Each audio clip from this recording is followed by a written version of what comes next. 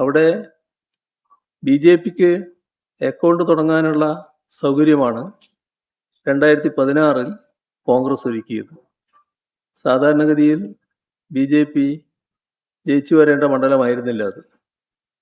പക്ഷേ BJP ജയിച്ചു വന്നു. BJPക്ക് വലിയ സന്തോഷം.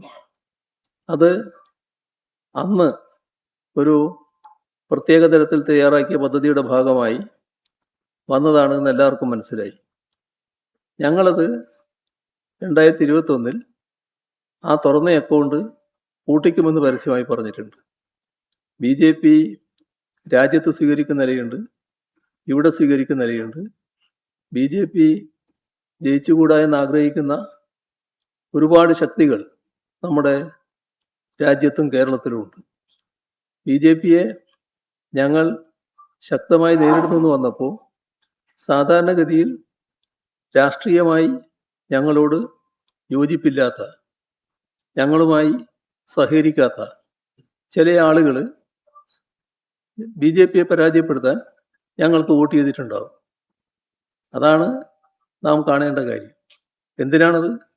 BJP ഇവിടെ പരാജയപ്പെടണം എന്നാഗ്രഹിക്കുന്ന അത്തരം ആളുകൾ BJPയെ പരാജയപ്പെടുത്താൻ LDF ആണ് ശരിയായ രീതിയിൽ മുന്നിട്ടിറങ്ങിയത് എന്ന് കാണുമ്പോൾ LDFനെ സഹായിക്കാൻ തയ്യാറായിട്ടുണ്ടാവും. അതേതെങ്കിലും ഒരു കരാറിൻ്റെ ഭാഗമല്ല, ഏതെങ്കിലും ധാരണയുടെ ഭാഗമല്ല.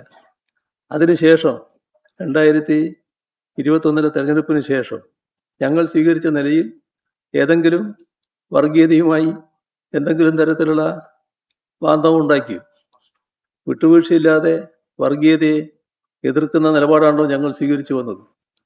അതിൻ്റെ ഫലമാണല്ലോ ഈ കഴിഞ്ഞ 10 വർഷം നമ്മുടെ കേരളം വർഗീയ കലാപമോ വർഗീയ സംഘർഷമോ ഇല്ലാത്ത നാടായി നിലനിൽക്കുന്നത്.